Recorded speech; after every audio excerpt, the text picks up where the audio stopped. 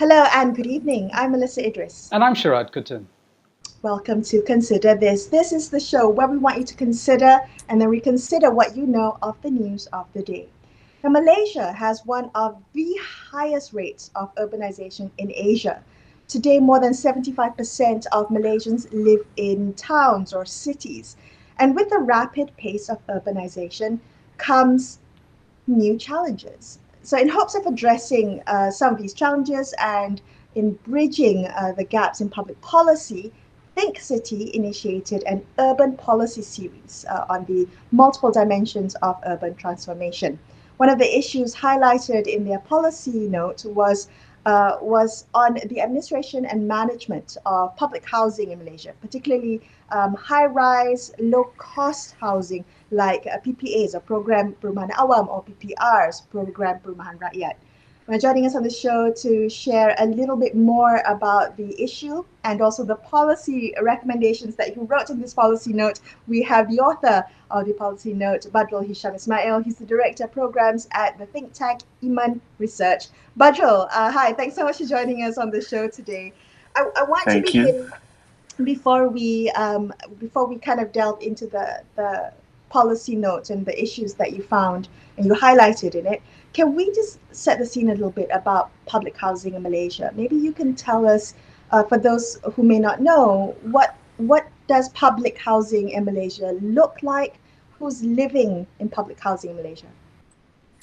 Okay, so public housing has been around in Malaysia even pre-independence actually, but the period where the effort to build public housing more rapidly really happened during the 60s, which coincide with the rapid rural to urban migration that has happened in the country. And it has gone through multiple phases, which tends to relate to the Malaysia plan of whichever period that it is. And it is never a policy that works in silo. It's a policy that is sort of part of the bigger economic and development policy that the country has. And it has gone through quite a few multiple phases. But in general, the public housing in Malaysia are catered to the urban poor who are unable to afford housing that are provided through the market with market price. And there are multiple schemes and there are ways to apply, and there are exclusion and inclusion criteria for all the different types of public housing that we have had over the past few decades. Badrul, I grew up in Singapore and, I was surrounded by public housing, but it's run by the state and the Housing and Development Board, Singapore HDB, provides some 80% of housing for the population. And it's often seen as a huge success internationally. I wonder about the question of who provides public housing in this country and whether that in some ways contributes to some of the problems we see in public housing in Malaysia. Well, first of all, Singapore is a very unique case where the government takes full charge of housing of the people, which not many countries actually have that kind of policy. But going back to Malaysia, I think one of the earliest public housing was a program that sort of spearheaded by the federal government. But over the years, there are a few programs that some are still run by federal government, but they are the ones that are then sort of run and managed by state government as well. And interestingly, there was a period of time where actually the private developers were asked to sort of take charge of not only building but also maintaining a few public housing, which happened, I think, during the 80s to mid 90s. Yeah. Okay. All right. Well, let's come to your policy note, which was that had, interviews with residents of low cost or public housing complexes, and I wanted, perhaps you can give us an overview of why this policy note was important, why it was important to look at the lived realities of those living in public housing complexes. Well, I think in recent years there's been a few studies that sort of surfaced to sort of show highlight the kind of living condition that the urban poor are going through, specifically in the public housing complexes. And I think from the Think City perspective, during the pandemic, they began a long-term sort of relationship with the public housing communities all over the country, actually, not just in KL and Selangor, but also in states like Penang and Johor, and even in Sarawak, in Kuching, which initially, if I'm not mistaken, is basically sort of an aid distribution program that they started, but it sort of opened their eyes into the condition of these public housing complexes, which sort of led them to have a more than just aid distribution program or community program, but also to really look into the matter of what has led to the current condition of the public housing in Malaysia, which is not necessarily the best place to live at, unfortunately. But Badru, kind of following on that question I asked you about, who provides and manages these public housing programs, you seem to be suggesting that it's a kind of patchwork, and the patchwork that's grown over the decades. Does that impact the quality and the livability of these buildings and schemes? So is there a difference between federal-run programs, state-run programs, and those that came under schemes that roped in private developers in order to build low-cost schemes? Is there a discernible difference between those three types of public housing schemes? Oh, at the moment I don't see any real differences in terms of the mechanism behind it. It's the differences is more about who are the ones responsible to build and maintain and continue the upkeep of those buildings. As far as I know, the funding majority still comes from the federal government, even though certain complexes are run by the state. So the funding still comes from the federal government through the state government. So there's no much difference in that sense in terms of is there a difference between the state or the federal ones? There are little differences here and there, but the condition and the demographic of the target group that they are intended to are pretty much the same, and the issues that are being dealt with the residents in either state-run or federal-run public housing complexes are still also pretty much the same.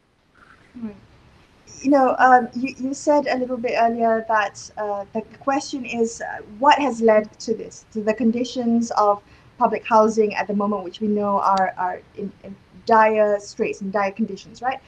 You painted a picture in the policy notes. You talked about flooding on the 12th floor, about rain coming in through windows and having the need to put plastic up to stop rain coming in, to stop flooding from happening, because residents were unable to put up awnings because management wouldn't allow them to.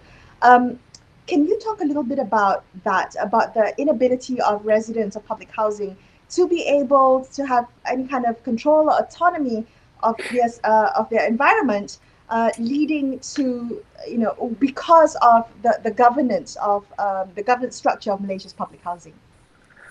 I think one of the underlying issue when it comes to these complexes is that the idea that these are just a temporary help for a specific group of people for a temporary period of time. A lot of the public housing complexes were built for people who, at least at the time, were viewed to supposed to go up the social ladder, meaning that they stay at that time because that's the only places that they can afford. But over the years, hopefully they are able to have a better livelihood and move out of those places.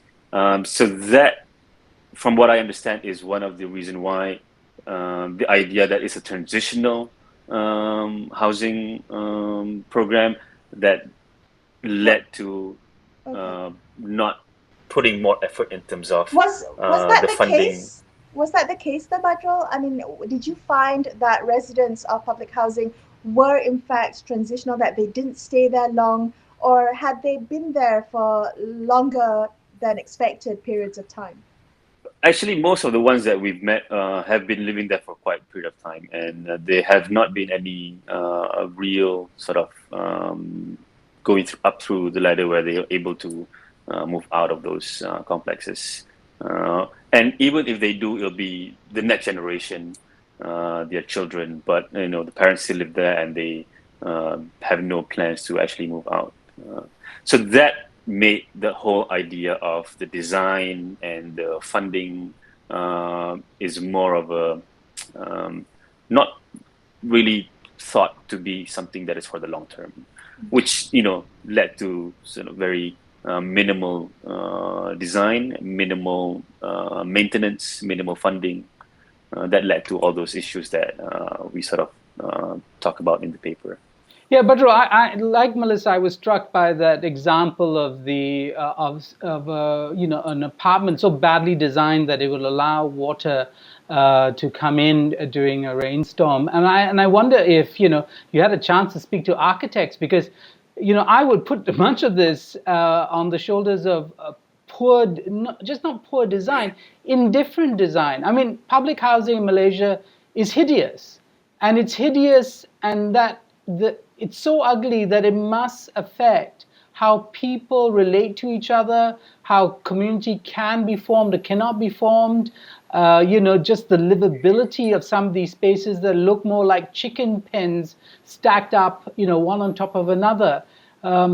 What and you point to some of the things. I mean, this idea that people are temporary, but even if people are temporary and they expect others to move in, the sheer indifference in terms of design is shocking, isn't it? Unfortunately, yes. It seems that I personally haven't been able to talk to anyone who were involved in the design of the I think building. they'd be ashamed to talk to you. Well, I would like to, and even besides the architect, also the developers themselves who are given those sort of projects to build. But unfortunately, yes, like you said, they haven't been well thought of in terms of how people would actually live in those spaces. It's really just giving walls and a roof to the community. Understood. But we're going to take a quick break, but let's come back and continue this conversation. Don't get anywhere. We'll be right back on Consider This.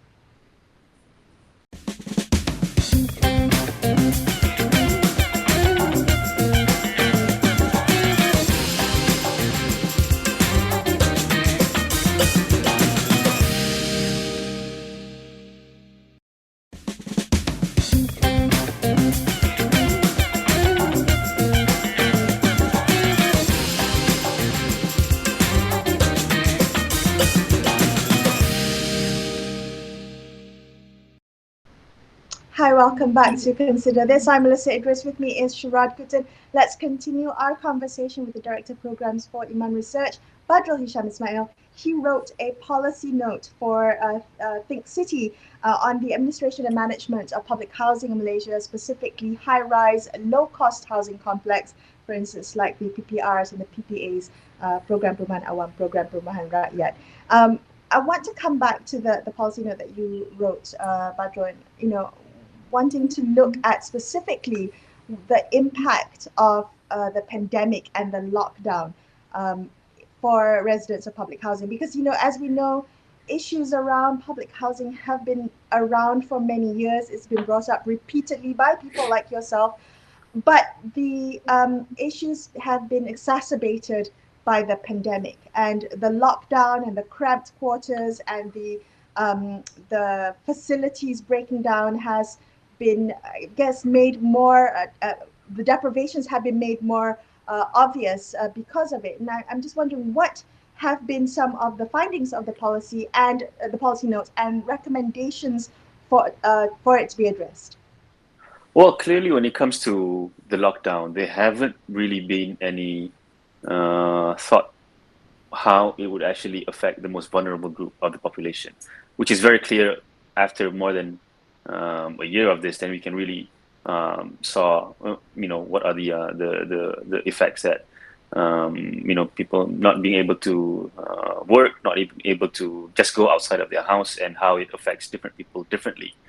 And asking about how we can change it, it's really, giving more voice to the people, to voice out how these SOPs or these policies are going to affect them, and instead of looking at the entire population as a blanket, one type of household, but different people will have different needs, and these policies, however good intention they are, would have different impacts, and we always need to consider how different people are experiencing it. Badru, could you help us just give us some details about how a typical kind of person living in one of these public houses, how do they and who do they relate to? I mean, what are the authority structures like? And are they amenable to feedback from residents? Can residents take charge of certain decision-making processes? What's going on in a typical public housing project?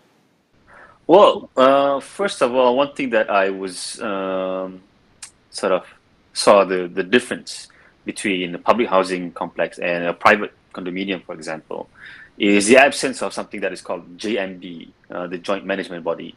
That they have it in private condominium, where this is where residents are able to be part of the management and having a say and having a discussion among the residents themselves to whether to improve or to solve certain issues or to have a say in how the complex are managed. And this is absent in the public housing complex, which basically put the management, which either the state government or the municipality or even the federal government have 100% say of how things are going to be managed and how things are running in the complexes. Right. On that note, I mean, there was one part where you pointed out that some of the residents had this immense sense of fear to the people, the management, the people who manage or decide who get to live there, fear of eviction, not just because of perhaps missed payments or missed rent or late rent, but because they have so much say about who gets to live in these public housing complexes that you don't want to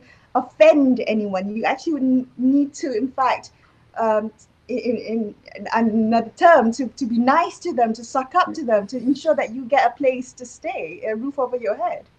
Yes, yeah. Unfortunately, those incidents happen, and it really depends on the management body itself. There are certain complexes where the management really, communicate and engage with the community, and the community have sort of a relationship with them.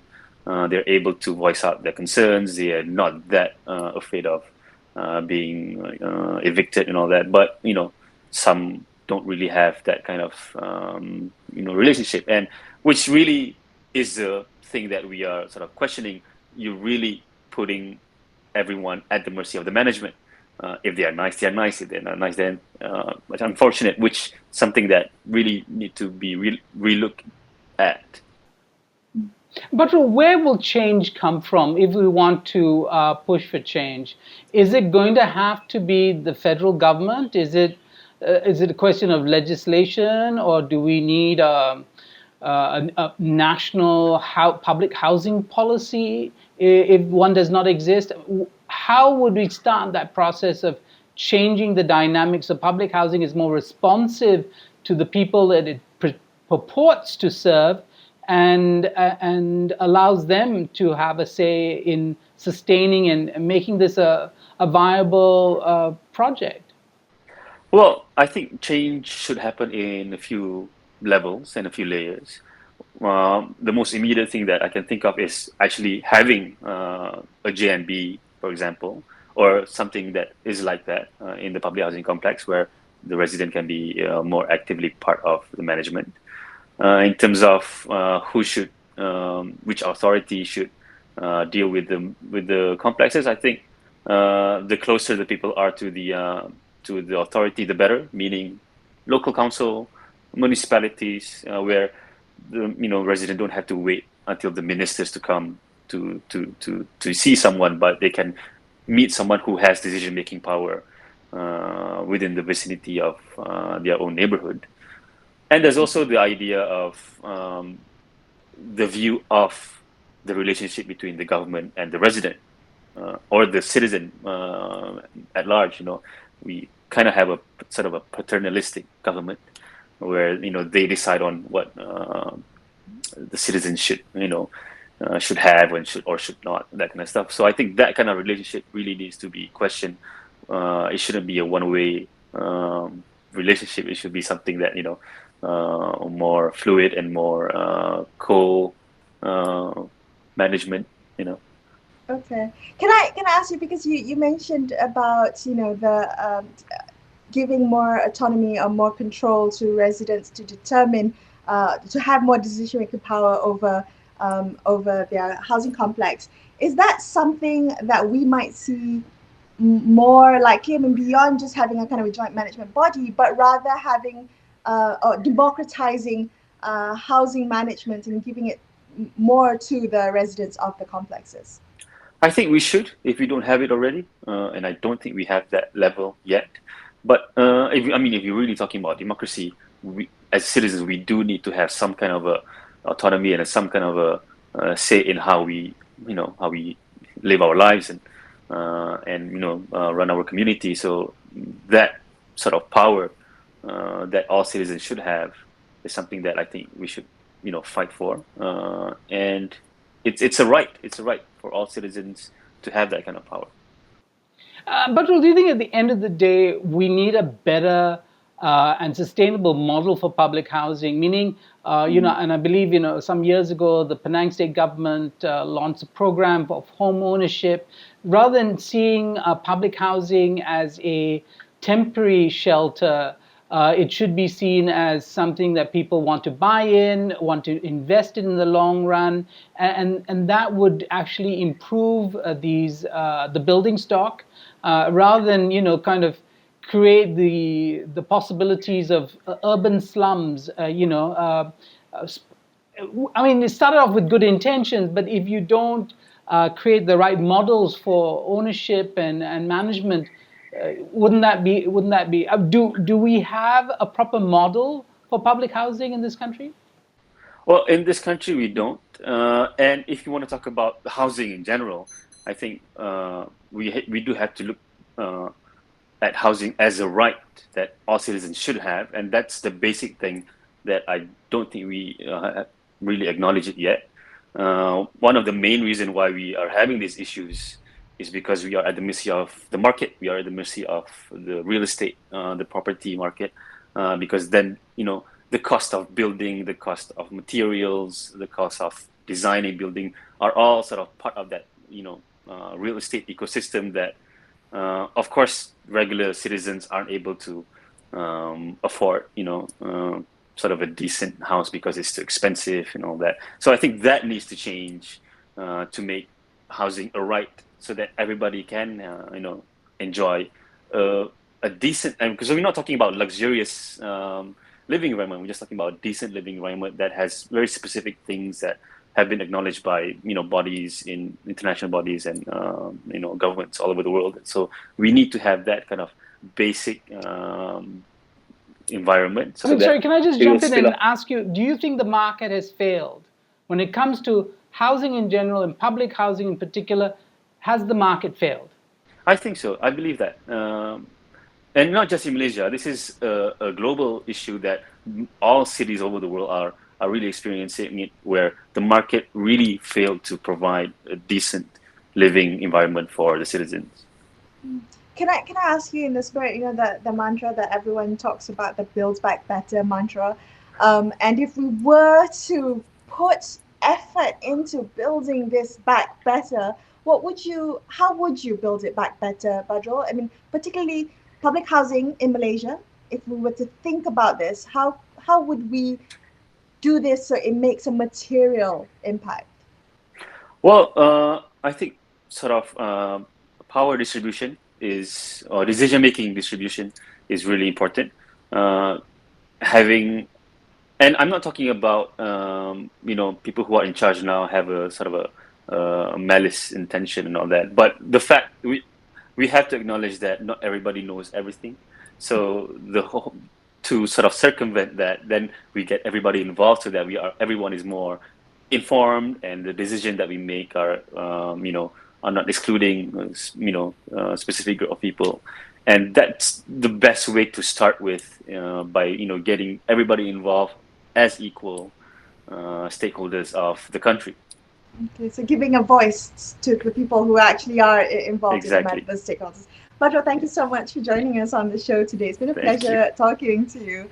That was our conversation with Badro Hisham Ismail of Iman Research, and that wraps up this episode of Consider This. Before we leave you, a reminder that you can get the latest news on COVID-19 vaccines at astroawani.com, as well as the Astro Awani app. I'm Melissa Idris. And I'm Sharad Kuttan, signing off for the evening. Thank you so much for watching. Good night.